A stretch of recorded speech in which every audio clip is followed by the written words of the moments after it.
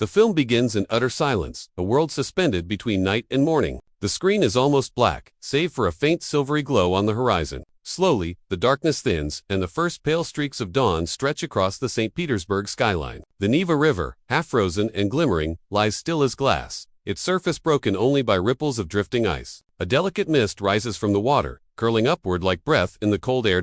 As the camera glides low over the river, the scene unfolds like a painting. The bridges of St. Petersburg silhouetted in soft amber light, their iron arches glistening with frost. Snow dusts the embankments, and the faint outline of Peter and Paul Fortress appears in the distance, its golden spire piercing the morning haze. The sky shifts from steel blue to radiant gold. The city begins to awaken. You hear the faint cry of seagulls circling above the river, the echo of a distant tram, the subtle hum of life returning to the streets. A gentle breeze ripples across the Neva, carrying with it the crisp scent of snow and history. The camera now rises, a slow aerial shot. Ascending over the rooftops of St. Petersburg, warm sunlight spills onto the grand facades of 18th-century palaces, turning their pastel walls to shades of honey and rose. Finally, the lens glides toward the heart of this scene, the Winter Palace.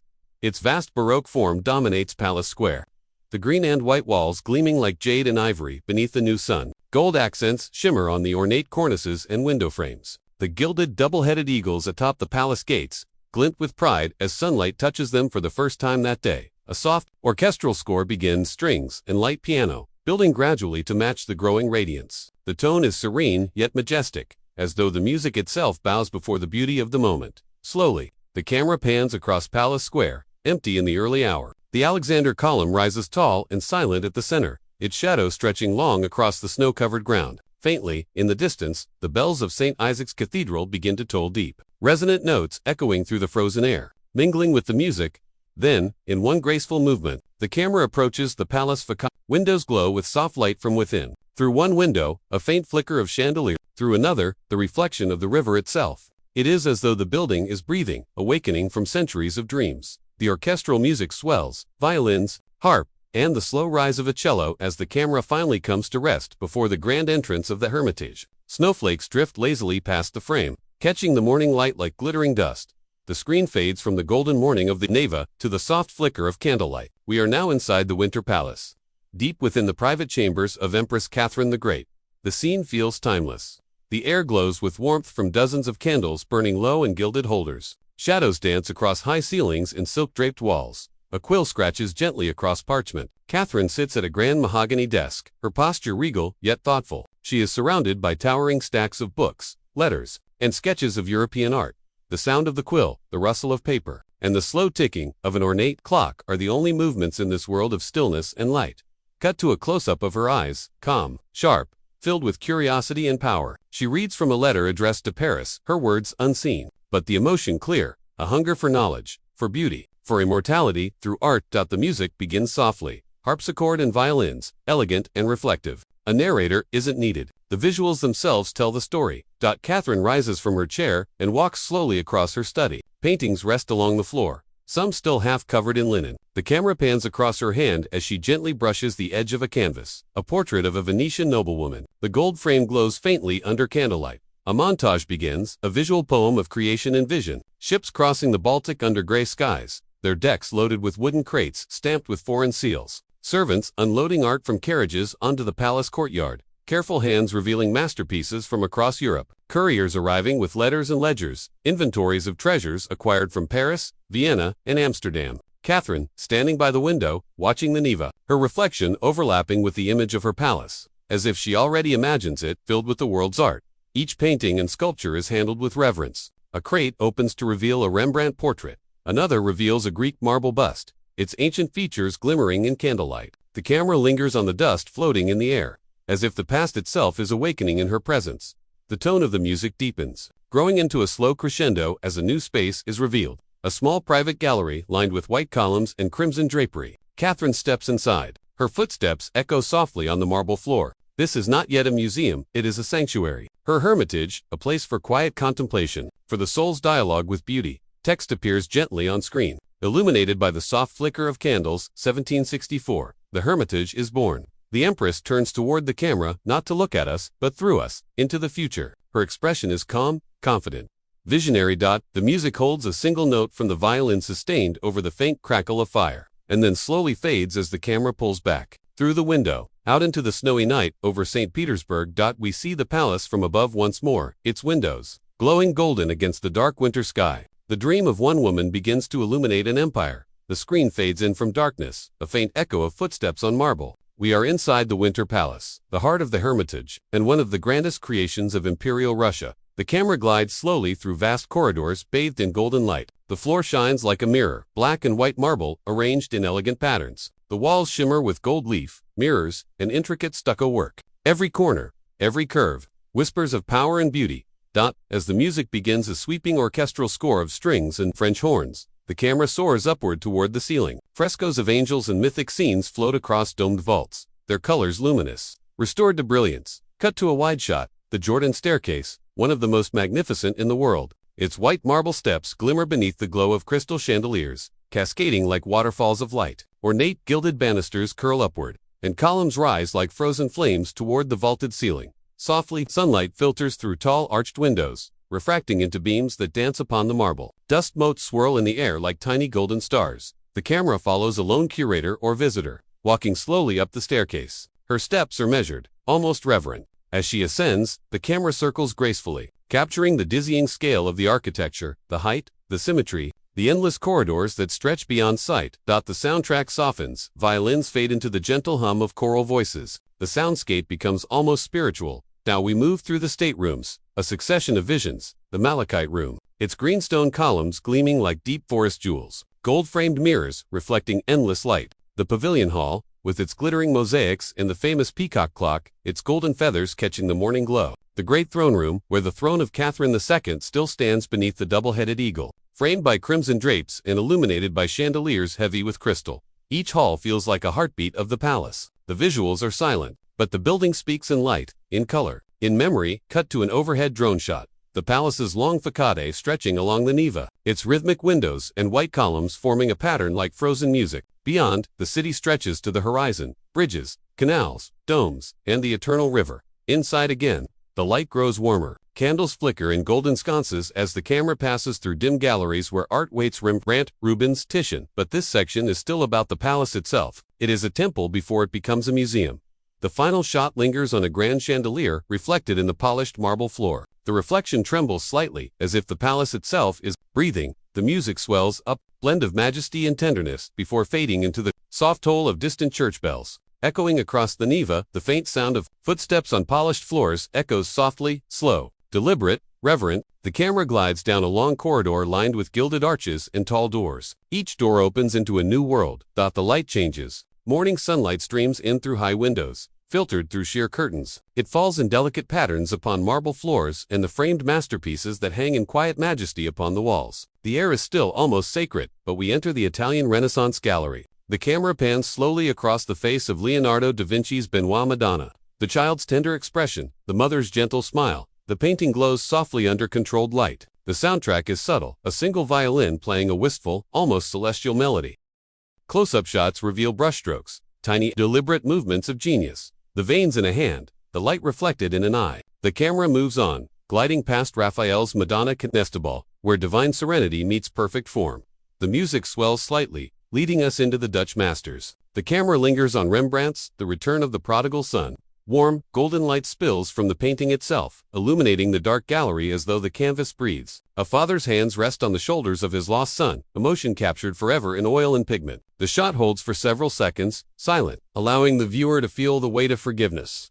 Cut to the Spanish gallery, Velázquez El Greco. Their deep shadows and vibrant reds seem to pulse with life. The lens moves slowly, breathing with the rhythm of the paintings themselves. We transition into the French Impressionist wing. Suddenly, color floods the frame. Monet's shimmering gardens, Renoir's sunlit faces, Degas' dancers frozen mid. The light becomes softer, pastel, flickering like reflection on water. The soundtrack evolves a gentle piano and flute, airy and dreamlike. The camera shifts continuously wide shots of gallery halls, then intimate close-ups of texture, the thick swirl of Van Gogh's paint, the trembling blues of the glowing petals of Gauguin's Tahitian Paradise. Through each cut, we feel time dissolve. Centuries blend seamlessly, Renaissance to Baroque, Baroque to modern, all living together under one roof. The Hermitage as a bridge across history. The pacing slows again as we enter a dimly lit gallery. Here stands a sculpture by Antonio Canova, marble so smooth it seems to radiate warmth. The camera circles slowly around it, tracing the light along the curves of stone, an illusion of softness in cold permanence. In the background, faint whispers, not voices, but the hum of eternity, the sound of art existing beyond language. The visitor we saw earlier reappears. She pauses before a painting, her reflection merging with it on the glass. For a fleeting second, it is unclear where the art ends and the observer begins.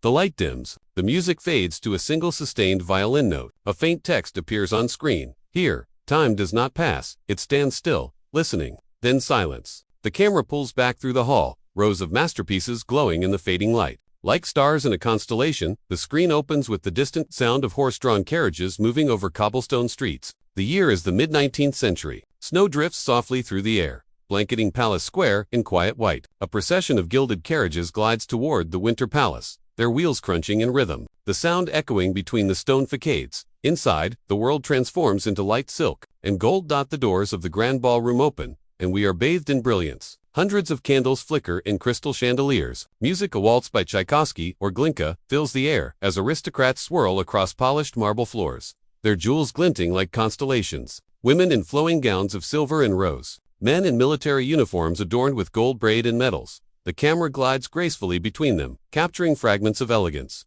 laughter, and whispered conversation. But beneath the beauty lies something deeper, the awareness that this splendor is fleeting. Cut to the gallery halls, where guests stroll during royal receptions. They admire Rembrandts, Greek sculptures, and Italian frescoes, art becoming a backdrop to power. The Empress's dream has evolved into a stage for empire. The music softens, shifting into a more reflective tone, strings in minor key. A new sequence begins, the Imperial collection expanding. Trains of porters carry crates through the snow, delivering newly acquired artworks from across Europe. Scholars and curators unpack them in candlelight, their gloved hands careful and reverent. Ink pens scratch across ledgers documenting treasures from Greece, Rome, France, and beyond. The Hermitage is no longer just Catherine's sanctuary. It has become a symbol of Russian identity, a mirror of imperial ambition. We move to a series of poetic shots, the double-headed eagle gleaming atop the palace gates, the Russian flag rippling in cold wind above gilded domes. Portraits of Tsars Alexander I, Nicholas I,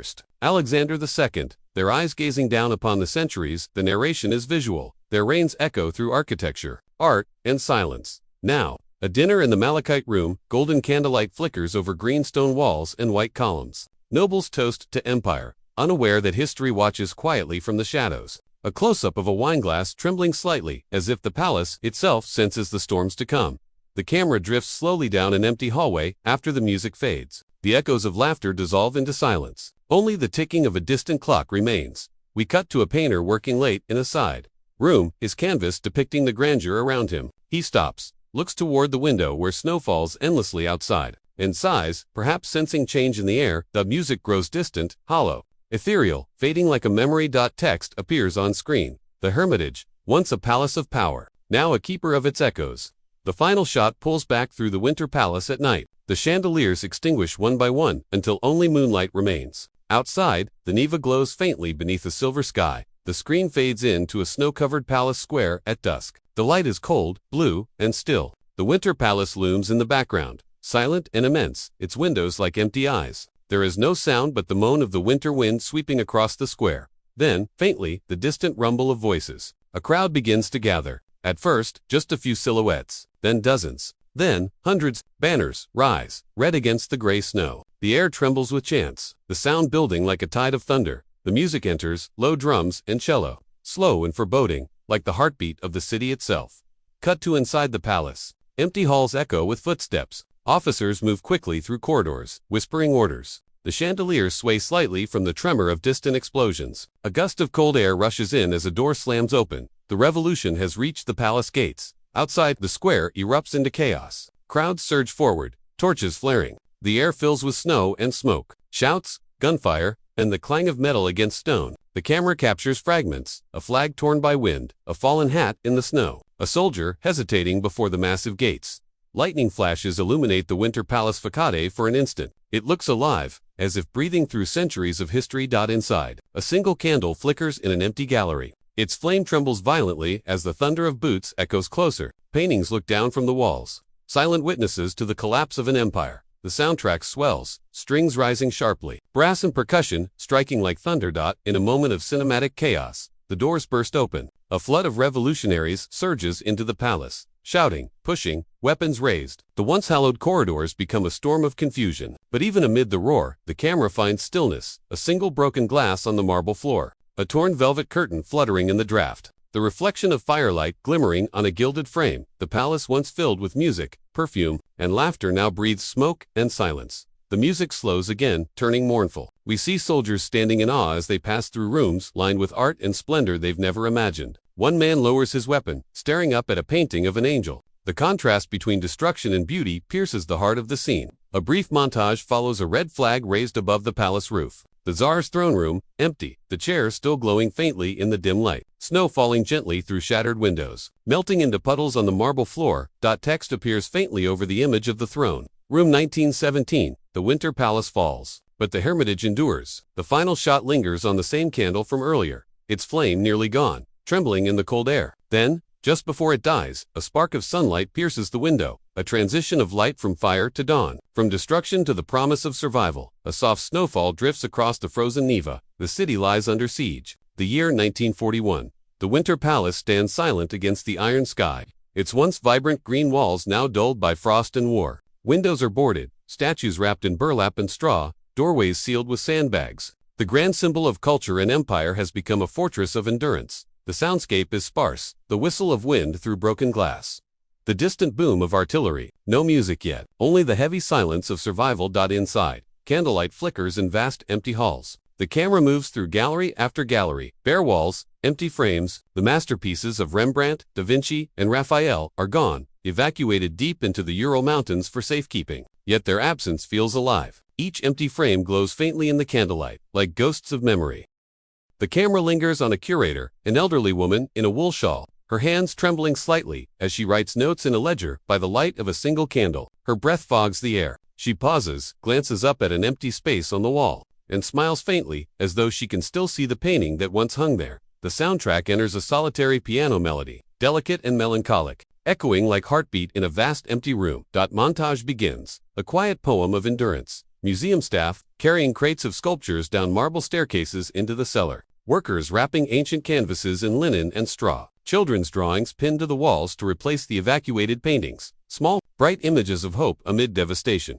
Cut to an exterior shot. Bombs explode in the distance, sending shockwaves across the river. The palace windows tremble but do not break. Snow and ash fall together, blending indistinguishably. Inside, time slows. The curators gather in a small hall for warmth, sitting around a makeshift stove built from scrap metal. They eat bread, made from sawdust and husks, the meager rations of the siege. Yet they continue their work, cataloging, preserving, remembering. Their hands are frail, but their spirits unbroken. As the piano fades, a faint chorus of violins enters, mournful, rising softly like breath. The camera floats through the museum's silent corridors, past darkened galleries, past statues wrapped in linen that resemble sleeping figures. A voice of the city is heard, distant radio static. An old announcement, "This is Leningrad." The Hermitage still stands. The camera cuts to a snow-covered courtyard at night. A guard walks alone, rifle slung over his shoulder, footsteps crunching softly. He pauses, looks up at the flag above the palace, frozen but still flying. The music swells to a fragile crescendo, filled with sorrow and strength. Then, stillness.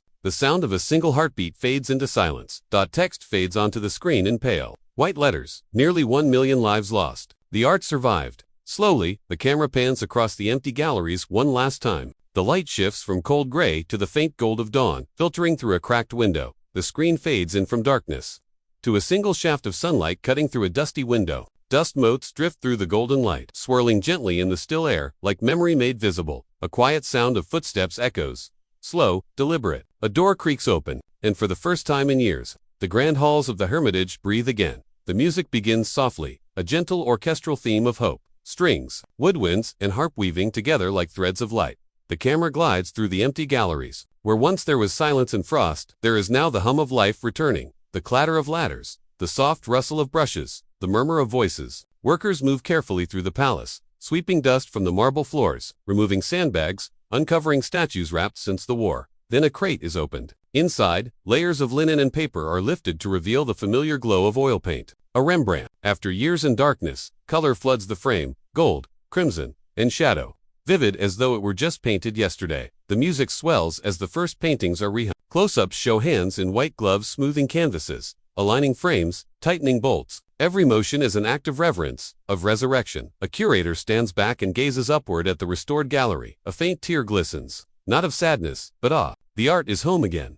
Cut to wide shots. Cranes lifting shattered window panes from the Winter Palace roof. Painters restoring frescoes with tiny, delicate strokes. Conservators working under magnifying lamps, reviving color from centuries of dust.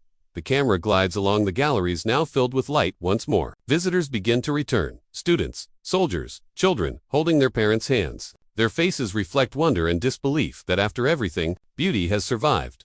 A scene of quiet tenderness. A young girl stands before Leonardo's Benoit Madonna. She gazes up in silence, her reflection glowing on the glass. The camera lingers on her eyes wide, innocent, filled with the same wonder that Catherine the Great once felt centuries before. The soundtrack lifts into a full symphony, soaring violins and piano. As the camera rises slowly through the central staircase, following the flow of light, the marble gleams again, the chandeliers sparkle, and the Hermitage, reborn from war and ruin, shines brighter than ever. Cut to an aerial shot of St. Petersburg in summer. The Neva sparkles under blue sky. Bridges rise gracefully, and the Winter Palace gleams emerald against the water. Boats drift lazily past, their reflections shimmering in the river's calm. Text fades across the scene. The Hermitage reopened -1945. A city healed through art. The music softens, turning gentle and warm. Inside, the halls are filled again. Footsteps, laughter, the sound of new life echoing where silence once reigned. The final image of this section, a sweeping drone shot, pulls back from the glowing windows of the Hermitage at twilight. The palace, reborn, stands like a beacon, a cathedral of light.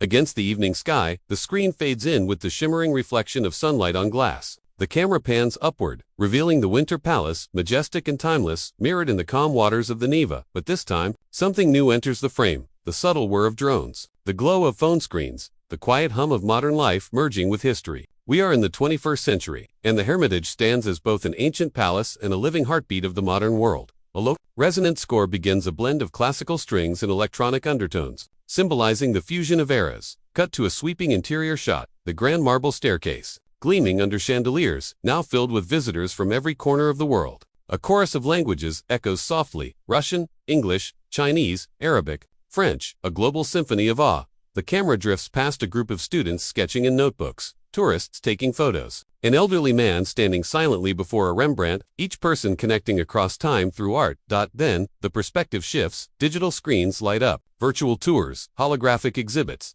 3D restorations of lost artifacts. The Hermitage expands far beyond its walls. On screens around the world, millions walk its halls virtually, their fingertips gliding across pixels that echo the marble corridors of St. Petersburg. We move into the Hermitage's digital laboratory. Curators scanning sculptures with laser precision. Conservators using AI to restore color and texture. Data flowing like light through glass. The camera circles around a glowing holographic reconstruction of the museum's architecture, a living map of beauty, preserved for eternity. The soundtrack grows ethereal, electronic, tones layered with choir voices, ancient and futuristic in harmony. Cut to exterior night shots. The Winter Palace illuminated in soft gold, its reflection shimmering in the black mirror of the Neva.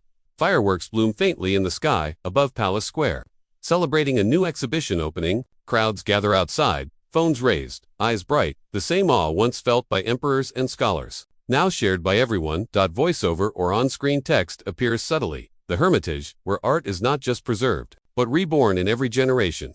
Montage sequence, a robot arm delicately painting restoration details, a dancer moving gracefully through an empty gallery, her shadow blending with marble statues, a virtual reality headset showing a visitor walking through Catherine the Great's private rooms, a child pressing his hands against a tablet, seeing a digital version of da Vinci sketches come to life. The line between past and present blurs. The Hermitage is no longer just a place, but a continuum of human imagination. As the music builds, the camera glides upward through the palace's central dome, out into the open sky above St. Petersburg, daylight blending into starlight.